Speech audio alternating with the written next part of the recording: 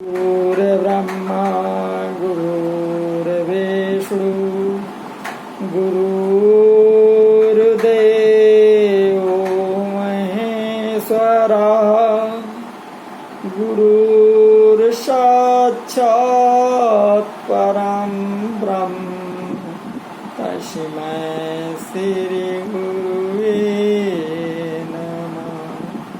तस्मै श्री गुरुवे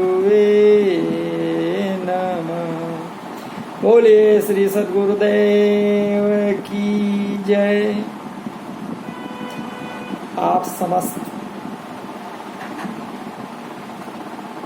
बंधुओं को मेरा हृदय से प्रणाम। ये नया चैप्टर प्रारंभ होने जा रहा है। योगा वासिष्ठ रामायण। योगा वासिष्ठ रामायण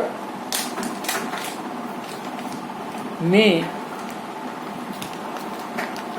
भगवान श्री राम जी ने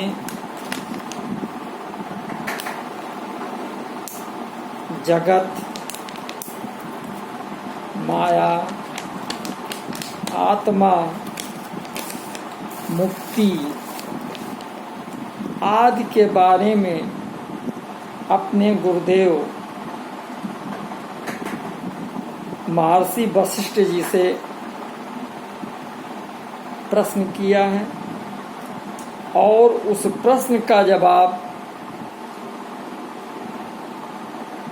महर्षि वशिष्ठ जी श्री राम जी को दे रहे हैं। उन्हीं का पूरा वृत्तांत योगा वासिष्ठ रामायण में है। श्री राम जी ने महर्षि वशिष्ठ जी से प्रश्न किया, गुरुदेव जी ये जगत क्या है? तो उस प्रश्न का जवाब देते हुए महर्षि वशिष्ठ जी कहते हैं कि क्षणिक होने के कारण असत्य तथा प्रतीत होने के कारण सत्य, ये है मनोमय जगत स्वप्न के समान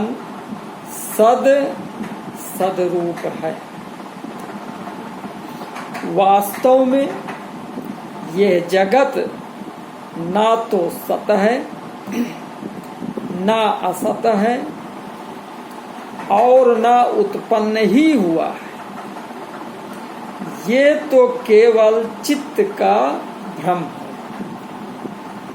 जैसे अच्छी तरह ना देखने के कारण ठूठे काठ में झूठे ही पुरुष की प्रतीति होती है, उसी प्रकार अविद्या युक्त मन के प्रभाव से ये संसार नामक दीर्घकालीन स्वप्न अज्ञानियों को स्थिर सा प्रतीत होता है। जैसे चेतन परमात्मा और जीव में भेद नहीं है, उसी तरह जीव और चित्त में भेद नहीं है। और जैसे जीव और चित्त में भेद नहीं है, उसी तरह देह और कर्म में भेद नहीं है। वस्तुतः कर्म ही देह है, क्योंकि देह से ही कर्म होते हैं।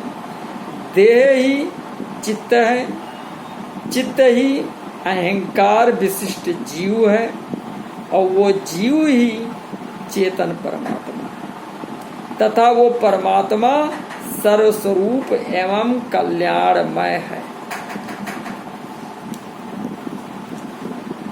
व्यष्टि चेतन ही बुद्धि वृत्ति के संयोग से जीव कहलाता है। वो जीव ही संकल्प करने से मन, फैसला लेने से बुद्धि, याद रखने से चित्त और कार्य करने से अहंकार तथा भाषित होने के कारण माया के रूप में परिणित हो जाता है।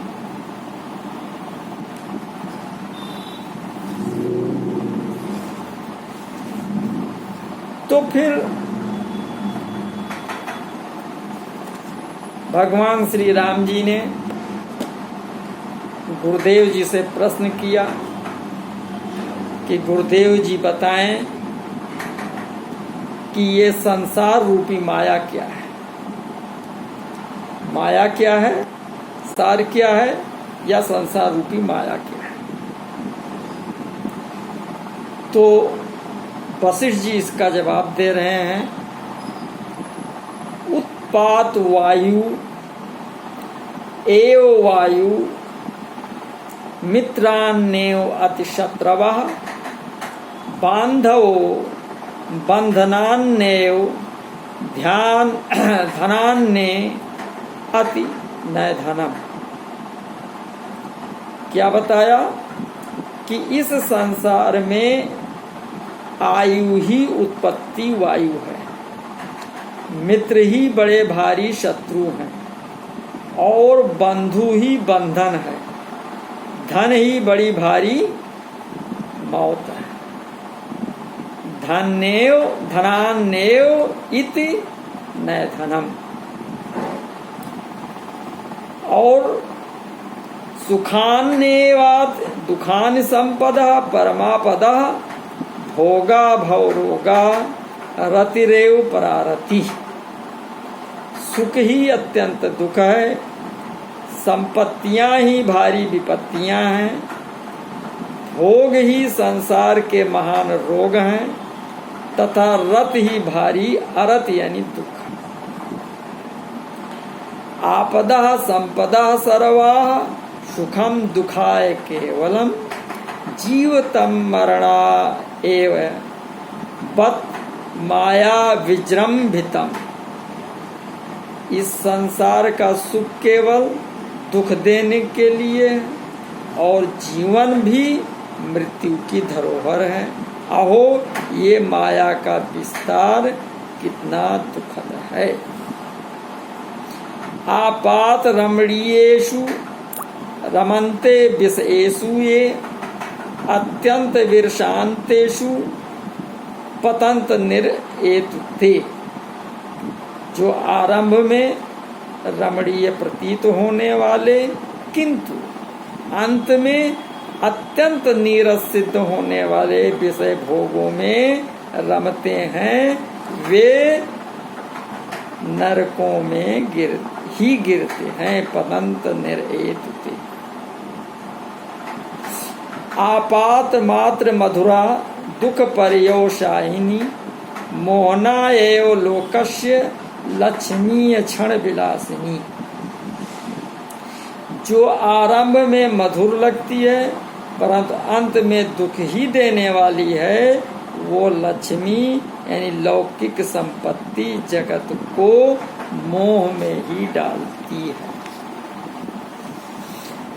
जीयन्ते जीर्यता केशा दंता जीर्यन्त जीर्यता क्षीयते जीर्यते शर्मम तिसड़ेव का ना जीर्यते। जीर्यन्ते जीर्यता जरावस्था को प्राप्त होते हुए पुरुष के जीर्यता केशा पुरुष के केस पक जाते हैं। दंता जीर्यन्त जीर्यता दांत भी टूट जाते हैं। क्षीयते जीर्यते शर्मम उसकी और सब वस्तुएं भी जीर्ण होकर क्षीण हो जाती हैं। तिसड़ेव एका ना जीर्यते परंतु एकमात्र तृष्णा ही ऐसी है जो जीर्ण नहीं होती है, ये नित्य नई ही बनी रहती है। संसार वासना भाव रूपे सकता ना यस धीय मंदो तुच्छे निराकांक्षी सा स्व कीटो अथवा जना। जिस पुरुष की बुद्धि संसार वासनावश देह और इंद्रिय के द्वारा भोगने योग्य अयोग्य वस्तु विषय भोग में आसक्त होती है तथा जिसके मन में कभी मोक्ष की आकांक्षा नहीं जागृत होती, वो मंद बुद्धि मानो मनुष्य नहीं कुत्ता अथवा कीड़ा है, क्योंकि वो भोग रूपी गंदी चीज को पसंद करता है। मनुष्य तो वही है जो मोक्ष के लिए प्रयत्नशील है। निर्माण मोहाजित संग दोषा अध्यात्म नित्या विनिवृत्त कामा द्वंद्वैः मुक्ता सुख दुख संगैः गच्छन्त्यय मूढ़ा पदव्ययम् तथा। जो अभिमान और मोह से रहित हैं, जिन्होंने संग दोष आसक्ति पर विजय प्राप्त कर ली है, जो नित्य अध्यात्म ज्ञान में लीन रहते हैं, जिनकी कामनाएं पूर्ण रूप से निवृत्त हो गई हैं तथा जो सुख दुख संज्ञक द्वंद्वों से मुक्त हैं, ऐसे ज्ञानी पुरुष ही परमात्मा के उस अविनाशी परम पद को प्राप्त होते हैं। आत्मेयो हे आत्मनो बंधुरात्मे रिपुरात्मना आत्मा आत्मना नाचेत त्रातस्त दूपायो अस्त नेतरः। आत्मा ही अपना बंधु है और आत्मा ही अपना शत्रु है। यदि आत्मा द्वारा आत्मा की रक्षा न की गई तो फिर उसकी रक्षा दूसरा कोई उपाय नहीं। शैशवम वार्धकम ज्ञेयम तिर्यकत्वम मृतरेव च तारुण्यम एव जीवस्य जीवतम तद एक चेत। जीव की बाल्यावस्था को ज्ञानहीन होने के कारण पशुता सी और वृद्धावस्था को मृत्यु तुल्य ही समझना चाहिए। यदि विवेक संपन्न हो तो युवा अवस्था ही उसका जीवन है। संसार निमासाद्य विद्युत संपात चंचलम सच्छास्त्र साधु संपर्क कर्दमात सारम उद्धरेत। इस संसार को जो बिजली के कौंधने के समान चंचल है, प्राप्त होकर सतशास्त्र चिंतन एवं सत्पुरुषों के संग द्वारा अज्ञान रूपी कीचड़ से आत्मा का उद्धार करना चाहिए। अहोबत नरा क्रूरा गति कैसाम भविष्यति कुर्वन्त कर्द उन्मग्ने ना आत्मन्यप निजोदयम। अहो खेद है, ये मनुष्य कैसे क्रूर हैं जो कीचड़ में फंसे हुए अपनी आत्मा का भी उद्धार नहीं कर रहे हैं। भला इनकी क्या गति होगी।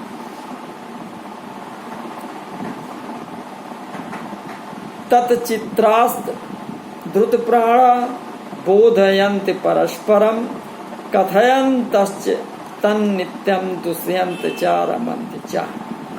तेषां सतत युक्तानां भजतां प्रीतिं पूर्वकं जायते बुद्धि योगो अशो एन ते यान्ति तत्पदम्। जिनका चित्त उस ब्रह्म में रम गया है और प्राण उसी में लीन हो गए हैं, वे परस्पर ज्ञानोपदेश करते हुए तथा ब्रह्म विषयक चर्चा करते हुए संतुष्ट होते हैं और आनंद मनाते हैं।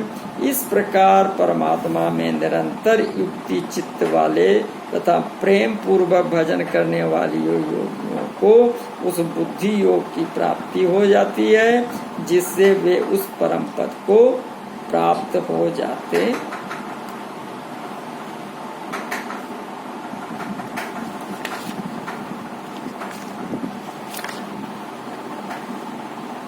अहो व्रत नराः क्रूरा गत कैशाम भविष्यति कुर्वन्ति कर्दम उन्मग्ने ता न आत्मन्यप निजोदय। अहो खेद है, ये मनुष्य कैसे क्रूर है जो कीचड़ में फंसे हुए अपनी आत्मा का उद्धार नहीं कर रहे हैं। भला इनकी क्या गति। जब तृणमात्र के संरक्षण में भी यत्नपूर्वक किया गया साधन ही उपकारी होता है, तब भला त्रिलोक समूह का संरक्षण यंत्र के बिना कैसे सिद्ध हो सकता है। मन का अंकुर रूप जो राज्याद सुख है वो क्या कोई सुख है, अर्थात वो तो अत्यंत ही तुच्छ। क्योंकि तत्वज्ञान में पूर्णतया विश्राम प्राप्त हो जाने पर देवराज का पद भी तृणवत लगने लगता है। जैसे दृश्य प्रपंच में रत पुरुष सुप्तावस्था अथवा जागृत अवस्था में दृश्य को ही देखते हैं, वैसे ही दृश्य से विरक्त हुए शांत ज्ञानी महात्मा उस परम पद रूप परमात्मा को ही देखते हैं। इस परम पद को महान अभ्यास रूपी वृक्ष का फल समझो। ये बिना घोर प्रयत्न किए कभी सिद्ध नहीं हो सकता।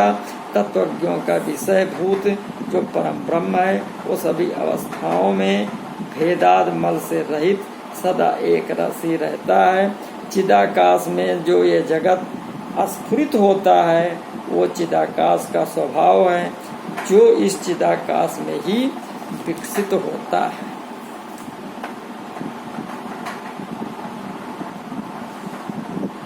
अब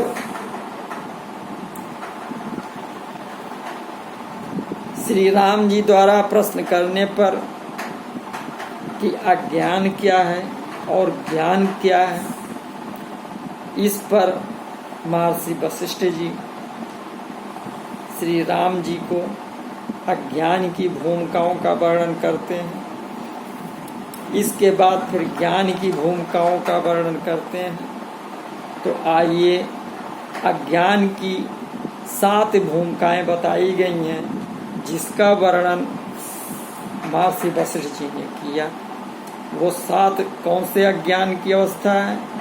पहला है बीज जागृत, दूसरा है जागृत, तीसरा है महाजागृत, चौथा है जागृत स्वप्न, पांचवा है स्वप्न, छठा है स्वप्न जागृत और 7वां है सुसुप्ति। ये जो अवस्थाएं हैं ये अज्ञान की अवस्थाएं हैं।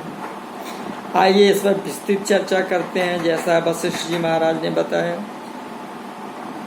पहला है बीज जगत। तो महासर्ग में आदि में चिन्मय परमात्मा से जो प्रथम नाम निर्देश से रहित एवं विशुद्ध व्यष्टि चेतन प्रकट होता है, वो भविष्य में होने वाले चित्त और जीव आदि संज्ञा शब्दों तथा अनेक अर्थों का भाजन होकर जागृत अवस्था के बीज रूप स्थित होता है, क्योंकि वो महाप्रलय के समय भी परमात्मा में बीज रूप से ही था, इसीलिए बीज जागृत कहलाता है। ये अज्ञान की नूतन अवस्था है। फिर दूसरा है जागृत। तो नवजात बीज जागृत के पश्चात ये स्थूल देह मैं हूँ, ये देह, ये भोग पदार्थ समूह मेरा है, ऐसी जो अपने भीतर प्रतीति होती है उसे जागृत कहते हैं। इसके बाद फिर आता है तीसरा महाजागृत। ये देह मैं हूँ, ये भोग समूह मेरा है। इस जागृत प्रतीत होने के पश्चात जन्म जन्मांतर के अभ्यास से दृढ़ हुई जो प्रतीति स्फुरित होती है उसे महाजागृत कहा गया है। जैसे ब्राह्मण आदि जातियों में उत्पन्न हुए लोगों में से किसी किसी व्यक्ति का जन्मांतर के अभ्यास से अपने वर्णोचित कर्मों में विशेष आग्रह और नैपुण्य देखा जाता है, सब में ऐसी बात नहीं पाई जाती। अतः इस जन्म के या जन्मांतर के दृढ़ अभ्यास से दृढ़ता को प्राप्त हुई जो पूर्वोक्त जागृति प्रतीति है उसी को महाजागृत कहा गया है। ये सब क्या है? अज्ञान की स्थिति है। फिर जागृत स्वप्न। चौथा है जागृत पुरुष का अदृढ़ या दृढ़ जो सर्वथा तन्मयात्मक यानी जागृत के ही तुल्य मनोराज्य है, उसी को जागृत स्वप्न कहते हैं। और पांचवा है स्वप्न। 2 चंद्रमाओं का दर्शन, सीपी में चांद की प्रतीति और मृग तृष्णा मरुस्थल में बिना हुए जल की प्रतीति होने लगे, आदि भेद की तरह अभ्यासवश जागृत भाव को प्राप्त स्वप्न मनोराज्य अनेक प्रकार का होता है। उसे मैंने थोड़े ही समय तक देखा, वो सत्य भी नहीं है। नींद के समय सुसुप्ति काल के आदि या अंत में अनुभव में आई हुई बातों के विषय में नींद के अंत में जो ऐसी प्रतीति होती है उसे स्वप्न कहा जाता है। अब छठा है स्वप्न जागृत, स्वप्न भी है और जग भी रहे। तो वो स्वप्न अग्रपुरुष की महाजागृत अवस्था में स्थित स्थूल शरीर के कंठ से लेकर हृदय पर्यंत नाड़ी प्रदेश में प्रकट होता है। चिरकाल तक दर्शन के अभाव से जो विकसित नहीं हुआ, वो महाशरीर वाला दृढ़ अभिमान ही स्वप्न है। सुदृढ़ अभिनिवेश से या चिर अस्थायित्व की कल्पना से पुष्ट हो जागृत भाव को प्राप्त हुआ स्वप्न महाजागृत की समता प्राप्त कर लेता है। इस अवस्था को प्राप्त हुआ स्वप्न जागृत माना गया है। अब आइए 7वीं अज्ञान की भूमिका है सुसुप्ति। तो जो पहले ये 6 अवस्थाओं का जब परित्याग करने पर जो जीव की जड़ अवस्था है, इन सबसे ज्यादा गहरा अज्ञान अवस्था है, वही भावी दुखों का बोध कराने वाले बीज रूप अज्ञान से संपन्न सुसुप्ति कही जाती है। तो इस प्रकार महर्षि वशिष्ठ जी ने बताया कि 7 प्रकार की अज्ञान की भूमिका, जो कि नाना प्रकार के विकारों तथा लोकांतरों के भेदों से युक्त होने के कारण निंद एवं त्याज्य बताई गई। अब योगा वासिष्ठ के पार्ट 2 में ज्ञान की 7 भूमिकाओं का विशद विवेचन महर्षि वशिष्ठ जी द्वारा बताए गए के अनुसार किया जाएगा, जिसमें आप सभी का अभिनंदन रहेगा। तब तक के लिए नमस्कार।